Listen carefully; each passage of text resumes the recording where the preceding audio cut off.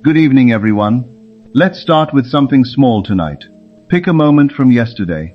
Nothing dramatic, just an ordinary slice of your day. Maybe a chat you had, something you ate, a drive somewhere. Got it in mind? Now pay attention to the texture of that memory. There's no hope attached to it, no uncertainty. You're not sitting there wondering if it really occurred, or trying to talk yourself into believing it. There's zero anxiety wrapped around it. No striving, no effort to make yourself accept it as true. It simply is. It happened. It's finished. It's just a fact you carry around, calm, settled, needing nothing from you to keep being real. That plain, unremarkable sensation of something already completed. That's exactly what I want to hand you tonight and show you how to attach to your own desires. Not the buzz of something on its way. Not the hope of something that might happen. Not even the confidence of something you're sure is coming. I mean the quiet, ordinary feeling of something that's already taken place. And once you learn to genuinely carry that feeling toward what you want, not faked, but truly felt, something remarkable happens. Time folds. The distance between where you stand now and where you want to be collapses, and your circumstances scramble to catch up with the memory you've planted in your mind. That's the whole lesson for tonight. Ready? First, let me point out the error that's quietly draining all your effort. Most people picture their desires as things waiting in the future. They see themselves obtaining what they want someday. They picture hitting their goal eventually. They daydream about the life that will open up once things finally click into place. Once I have the money, I'll finally relax. Once I meet the right person, I'll feel whole. Once I land the job, everything shifts. Look closely at that pattern, because every time you frame your desire that way, as something on approach, something arriving later, something that will eventually occur, you're doing something you probably don't even notice. You're shoving your desire into the future. And here's the catch. The future never actually shows up. It doesn't exist. There is only right now, this permanent, unmoving present. It's the only place anything has ever happened, and the only place anything ever will. The future is an idea, not somewhere you can stand. You can't live there. You can't collect anything there. Everything you'll ever experience happens here, in this moment. And as long as your desire stays parked in the future, as long as you keep chasing it forward, imagining it as always about to land, it stays exactly where you put it, out of reach, forever approaching, never actually here. But there's something even sneakier going on underneath the timing issue. When you say, I will be wealthy, what are you really announcing about this exact moment? That you're not wealthy right now. When you say, I will find love, what are you confirming about your present? That you're alone right now. When you say, I will succeed, what's baked into that sentence? That you haven't succeeded yet. And your inner creative mechanism, which only ever builds from your current state, from who you are being in this instant, hears that message loud and clear. Not wealthy now, more not wealthy. Still waiting, more waiting. Not yet, more not yet. This is exactly why people can visualize for years, repeat affirmations daily, follow every technique they've learned, and still find their desire eternally one step out of reach. They've been building from the wrong end. They've been staring forward at what they want. Tonight, I'm going to show you how to look back at it instead. Here's the piece that changes everything. You can't drag the future into now by looking ahead at it. You can only pull it here by relating to it as if it already belongs to the past. I know that sounds backwards. Bear with me. Think about how you relate to anything that's already happened. You don't hope it took place. You don't picture it happening. You're not trying to convince yourself it will occur. There's no anxiety about whether it'll arrive. You simply know it did. It's a fact of your life. It carries the quiet, unquestioned solidity that anything finished and complete carries. A memory doesn't argue with you. A memory doesn't need your constant effort to stay real. It just sits there, settled and certain, asking nothing of you except that you occasionally recall it. This is the state of mind that actually shapes reality. Not the eager, hopeful, straining, forward-looking kind, but the relaxed, ordinary, backward glance of someone remembering something that's already occurred. And here's the actual method, the thing I want to give you tonight. You can build that exact quality of mind around something that hasn't technically happened yet in linear time. You can manufacture a memory of the future, and when you do, when you truly step into what it feels like to remember your desire as something that's already occurred, your subconscious, which can't tell the difference between a memory you lived and one you constructed, treats it as fact. And once your subconscious accepts something as fact, it rearranges everything around that fact. Your perceptions, your choices, the opportunities you suddenly notice, the things you say, the doors you walk through, all of it shifts to match.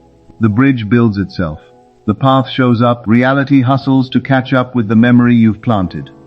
Here's exactly how to do it. Tonight, before you fall asleep, you're going to do something a little unusual. You're going to jump forward in your mind, but not to the moment you receive your desire, because that moment still carries the charge of arrival, of transition, of becoming. I want you to go further than that. Land in a point after your desire has already settled into your life and turned ordinary.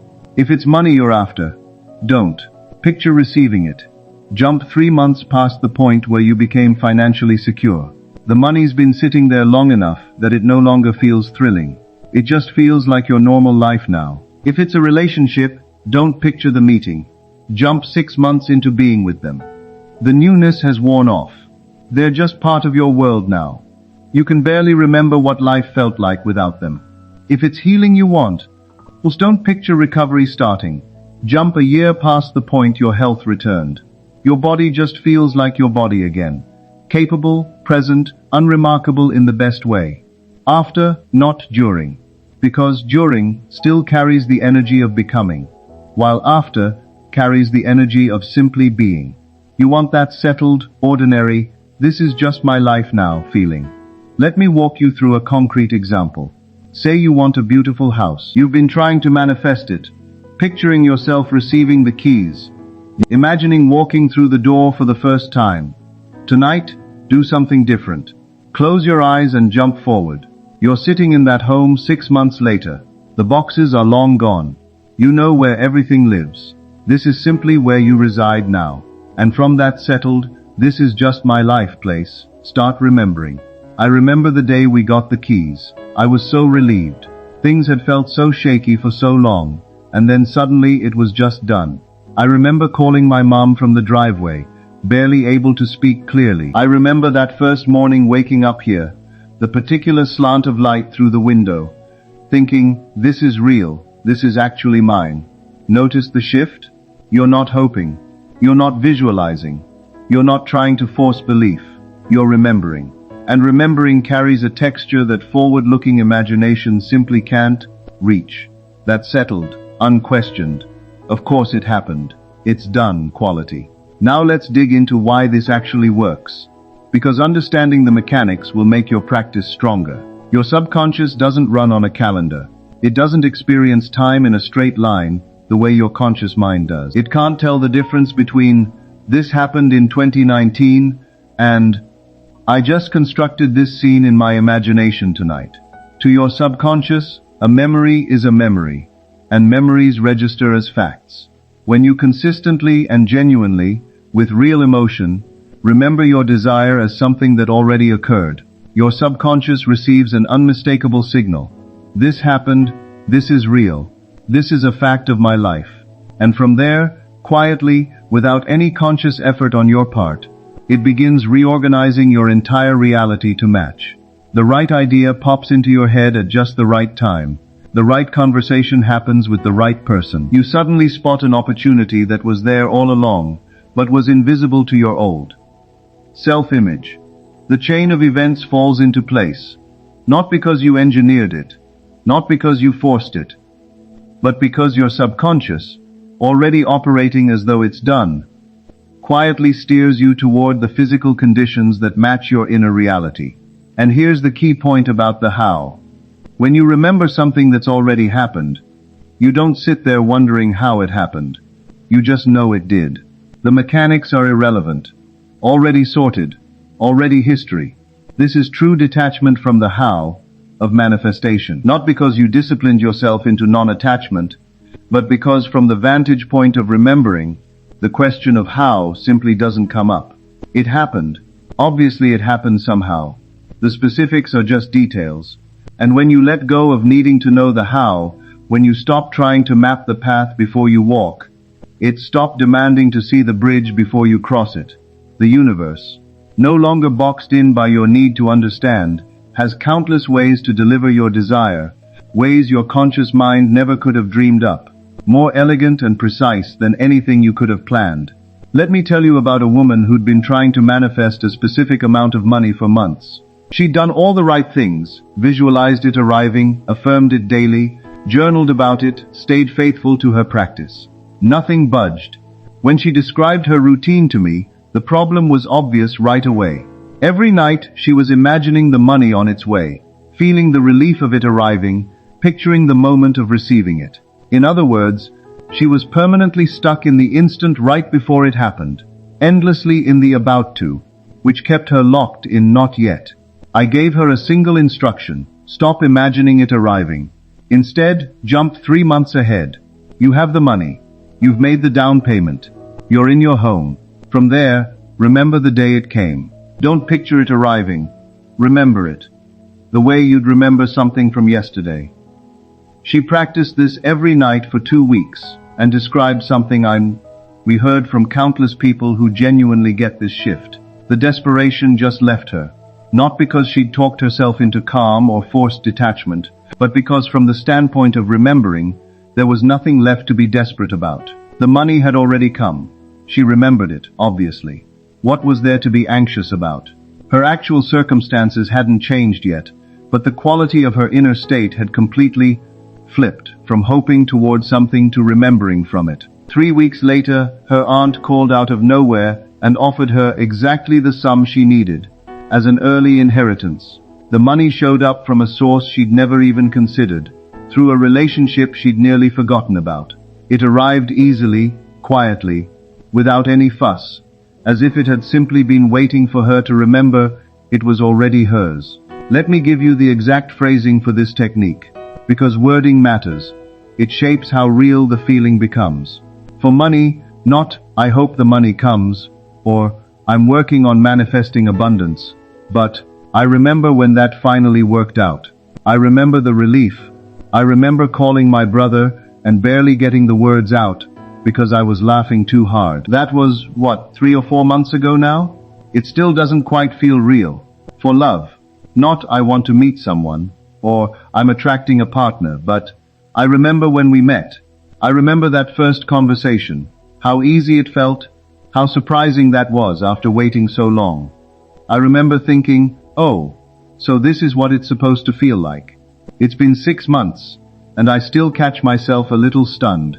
For health, not I'm trying to heal, or I'm visualizing recovery, but I remember when things started turning around. I remember the doctor's face when the results came back. I remember the morning I woke up and realized the pain was simply gone. That was maybe 8 months ago. I still think about it sometimes. For career, not I want to succeed, or I'm working toward my goals. But I remember when that finally came through. I remember my first day in the role, how surreal it felt. I remember thinking, this is just my life now. I work here, this is what I do. Wild. Do you hear the pattern? The language of already. The language of looking backward. The language of someone for whom the desire is simply, quietly, unmistakably finished. Now let me address something that comes up for people who take these ideas seriously and want to be rigorous about them. Isn't this just a form of self-deception? Isn't manufacturing memories of things that haven't happened yet in linear time a kind of dishonesty? No.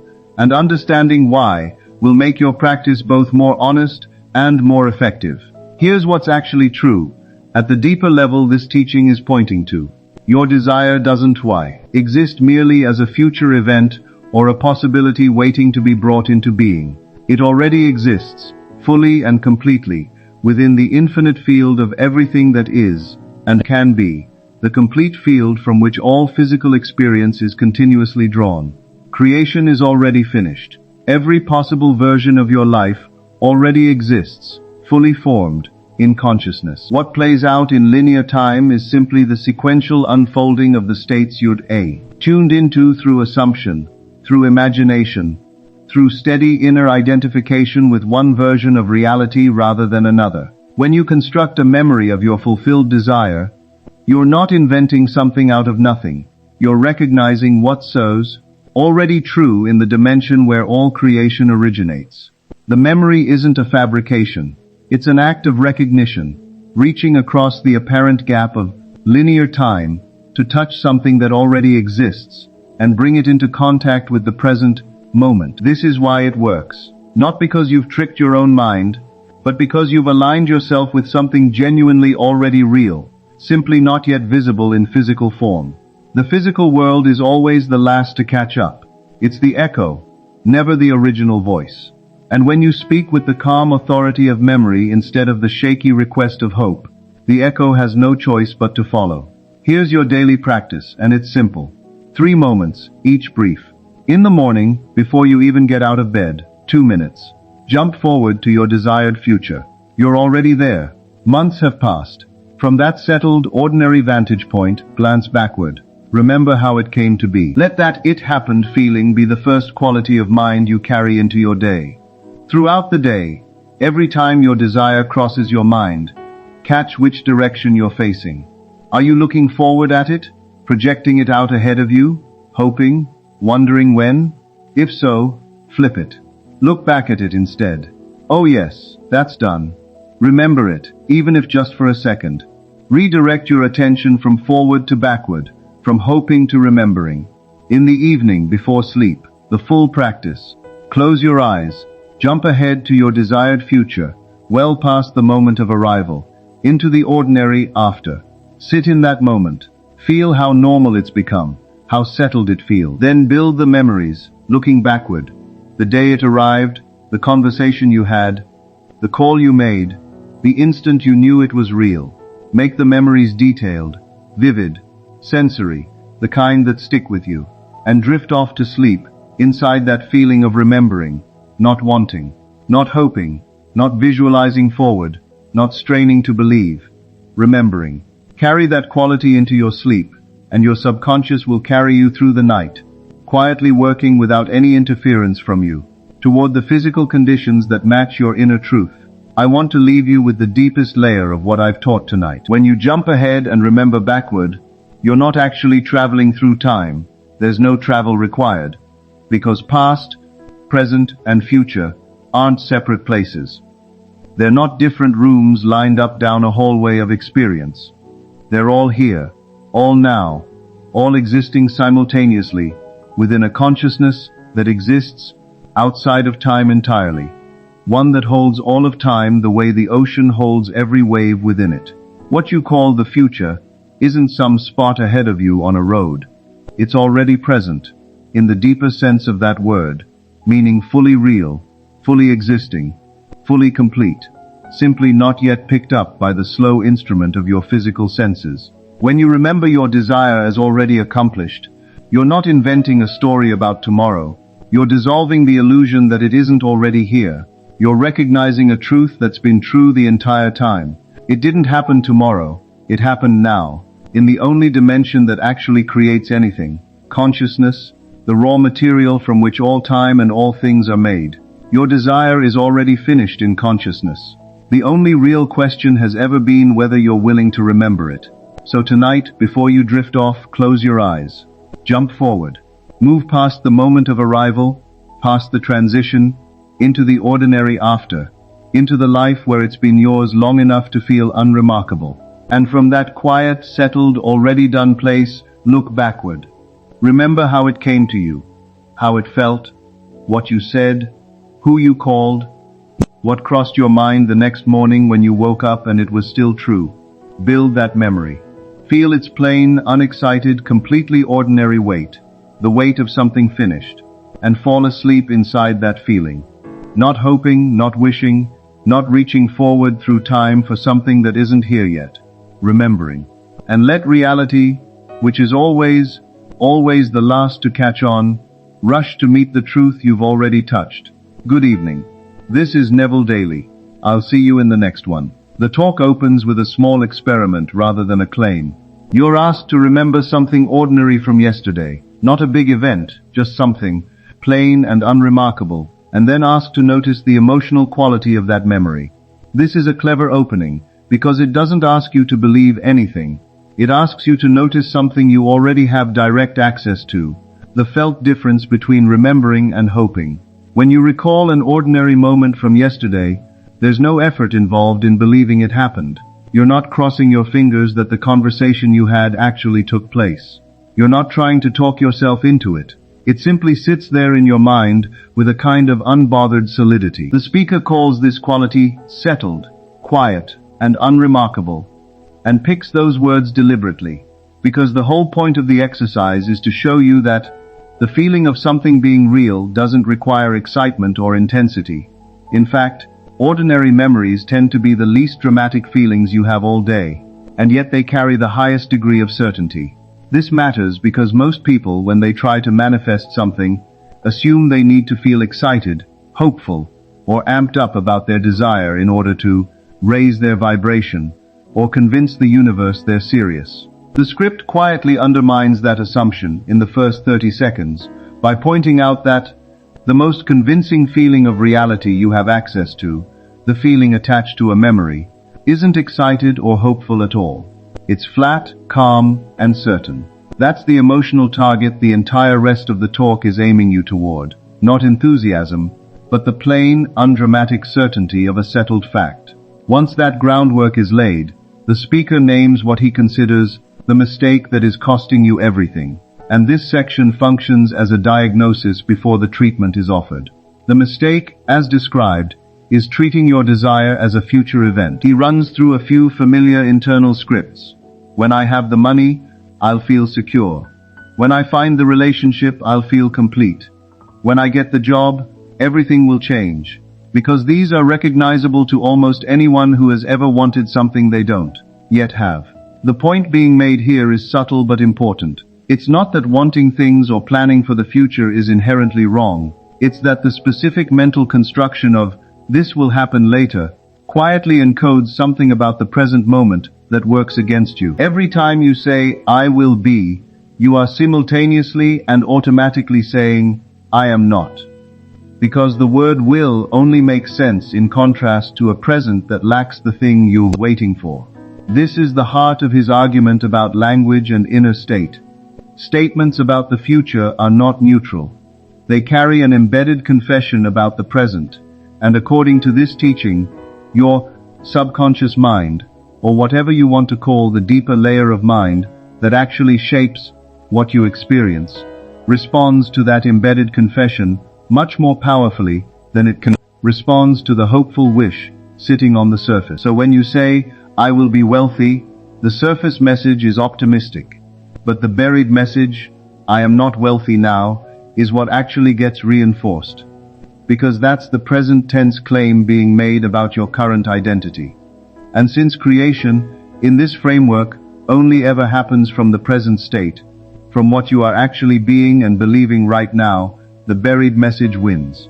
This is offered as the explanation for why so many people can visualize, affirm, and dream for years and still feel like their desire is perpetually one step ahead, always about to happen, never actually here. They've been unconsciously reinforcing the not yet every single time they reached for the someday. The speaker's proposed solution to this problem is the philosophical claim that there is no future, only an eternal present moment, and that the future is a concept, not a location. This is presented almost as a metaphysical fact rather than a rhetorical device, and it's worth spending time on, because the entire technique that follows depends on taking this claim seriously, at least while you're doing the exercise. The idea is that everything you have ever experienced, you experienced in a present moment. Even memories of the past were, at the time, present moment experiences, and even anticipated future events, when they eventually arrive, will arrive as present moment experiences. You never actually arrive in the future, because by the time anything happens, it's happening now. This is used to argue that placing your desire in the future is really placing it nowhere, because there is no actual place called the future for it to sit in and wait for you.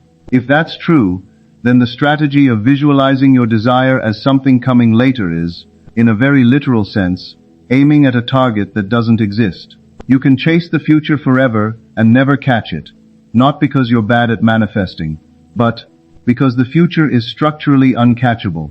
It recedes at the same rate you approach it, because later is always later, no matter how much time passes. This is a clever reframing, because it turns what looks like a personal failure, I've been trying to manifest for years and nothing's happened, into a structural, technical error. You've been aiming your creative energy at a location that can't be reached, the same way you can't physically walk to tomorrow. And once something is reframed as a technical error rather than a personal failure, it becomes fixable, which is exactly what the second half of the talk sets out to do. The pivot section introduces what the speaker calls the secret that changes everything. And this is really the hinge on which the entire teaching turns. You cannot bring the future into the present by looking forward at it, but you can bring it into the present by treating it as though it already belongs to the past. This is described as a paradox, and it is one, at least on the surface, because ordinarily we think of the past and future as opposite directions along a timeline, and it seems strange to suggest that the way to access something ahead of you is to imagine it behind you. But the logic being offered isn't really about literal time travel. It's about borrowing the emotional and cognitive structure that we automatically apply to past events and importing that same structure onto a desired future event. When you think about something in your past, you engage a very particular mental posture. No doubt, no hope, no anxious checking, no need to convince yourself. You just accept it as fact, and if anything, you occasionally recall a detail here or there, the way you might flip through a photo album. The speaker is proposing that you deliberately manufacture this exact posture, the remembering posture, and aim it at your desire, even though chronologically, the desire hasn't happened yet. The claim is that your subconscious mind cannot tell the difference between a genuine memory of something that occurred in linear time and a vividly imagined memory of something you'll grug. We've deliberately constructed, as long as the feeling attached to it is the same feeling attached to real memories. Settled, certain, requiring no further effort to sustain. If that's true, then the subconscious will treat the manufactured memory exactly like a real one, and begin reorganizing your perceptions, behavior, and opportunities to match what it now believes to be an established fact about your life. This leads directly into the practical technique, which the speaker describes step by step. And this is the part of the talk that's meant to be directly actionable rather than just conceptual. The instruction is to mentally teleport, but crucially, not to the moment of receiving your desire, not to the instant the money arrives, not to the first meeting with a partner, not to the moment recovery begins. He's very specific that this in-between moment, the moment of transition or arrival, still carries what he calls the energy of becoming, meaning it still feels like a change is actively happening, which keeps a trace of before and after tension alive in the mind. Instead, he wants you to jump further forward, to a point in time well past the arrival, when the new circumstance has had time to become boring, ordinary, and simply how your life is now. If you want money, don't picture getting the check. Picture yourself 3 months after you've already been living with financial freedom long enough that it no longer excites you. If you want a relationship, don't picture the first date. Picture 6 months in, when the person is simply part of the furniture of your life, when you can hardly remember what it felt like to be without them. If you want healing, don't picture the recovery beginning. Picture a year afterward, when your body just feels like your body again, unremarkable in the way health always is when you're not thinking about it. The reasoning behind this instruction is that during, a change still has motion and uncertainty baked into it, while after, a change has settled into stillness, and stillness is what mimics the quality of an actual uncontested memory. Once you've mentally placed yourself in that settled after position, the instruction is to look backward from there and start remembering, not imagining what might have happened, but recalling, as if factually, how it did happen. The script gives a detailed worked example with a house. Instead of visualizing getting the keys, You sit in the imagined scene of already living there for 6 months, boxes long unpacked. And from that vantage point, you start generating specific memories, remembering the relief of the day you got the keys, remembering calling your mother from the driveway and barely being able to speak, remembering the particular quality of light through the bedroom window on the first morning.